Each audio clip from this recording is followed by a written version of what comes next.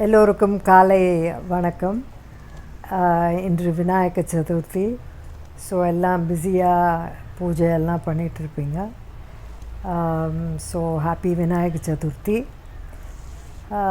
விநாயக சதுர்த்தி ஏன் கொண்டாடுறோம் அப்படின்றதுக்கு ஒரு கதை எனக்கு I got it by chance from the Malaikottai Uchi Pillaiyar கோவில். அந்த கதையை நான் உங்களுக்கு இப்போது படிக்க போகிறேன். ஓங்கார வடிவினாகிய விநாயக பெருமான் முழு முதற் கடவுள் ஆவார். பிரணவம் ஓங்காரம் இல்லாமல் எழுத்துக்கள் இல்லை. ஓங்காரத்திலிருந்து தான் உலகம் தோன்றியது.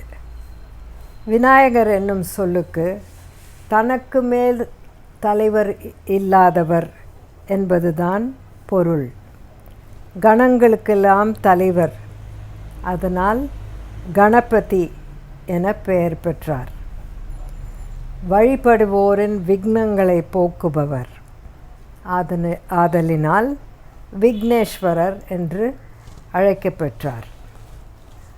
ஒவ்வொரு மாதமும் அமாவாசை பௌர்ணமி கழிந்த 4ஆம் நாளன்று சதுர்த்தி திதி வருகிறது. இது விநாயகருக்கு உகந்த நாளாக கொண்டாடுகிறோம். பௌர்ணமி முடிந்து 4ஆம் நாளன்று வரும் கிருஷ்ணபக்ஷ சதுர்த்தியை சங்கடஹர சதுர்த்தி என மாதந்தோறும் கொண்டாடுகிறோம். ஒவ்வொரு வருடமும் ஆவணி மாதம் அமாவாசை கழிந்த 4ஆம் நாளன்று வரும் சதுர்த்தியை மகா விநாயகர் சதுர்த்தியாக கொண்டாடுகிறோம்.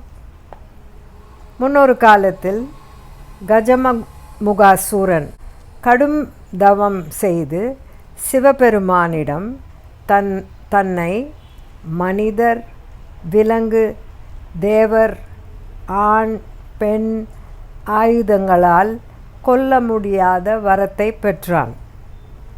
வரத்தை பெற்றதும் அனைவரையும் துன்புறுத்தி வருத்தினான். சிவபெருமான் ஆவணி மாத அமாவாசை கழிந்த 4ஆம் நாள் சதுர்த்தி அன்று யானை முகத்தோடும் மனித உடலோடும் விநாயக பெருமானை தோற்றுவித்தார்.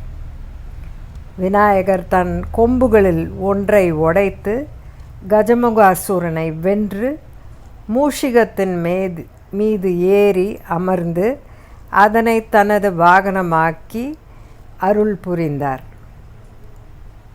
இவ்வாறாக விநாயக பெருமான் கஜமுகாசூரனை கொல்லும் பொருட்டு திரு அவதாரம் செய்த தினமான ஆவணி மாதம் பூர்வபக்ஷ சதுர்த்தி தினமே விநாயக சதுர்த்தி நாளாகும். இந்நாள் மகிமையும் கீர்த்தியும் வாய்ந்த நன்னாளாகும். ஸோ நான் கூறியது போல் இது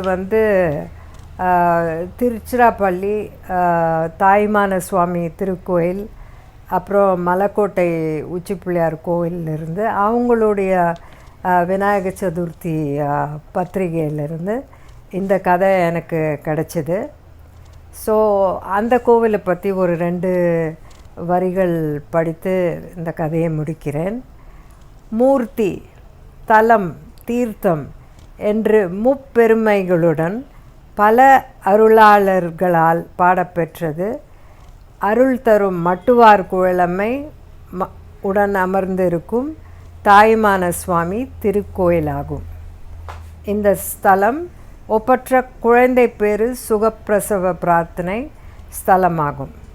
இந்த தலத்தில் விநாயக பெருமான் மலையின் மேல் உச்சி விநாயகராகவும் மலையின் கீழ் மாணிக்க விநாயகராகவும் அமர்ந்து அருள் பாலித்து வருகின்றார். ஸோ இந்த கோவிலை பற்றி இந்த பெருமைகளை எடுத்து கூறி நான் இந்த கதையை முடித்துக்கொள்கிறேன். எல்லோருக்கும் விநாயகர் சதுர்த்தி வாழ்த்துகள்.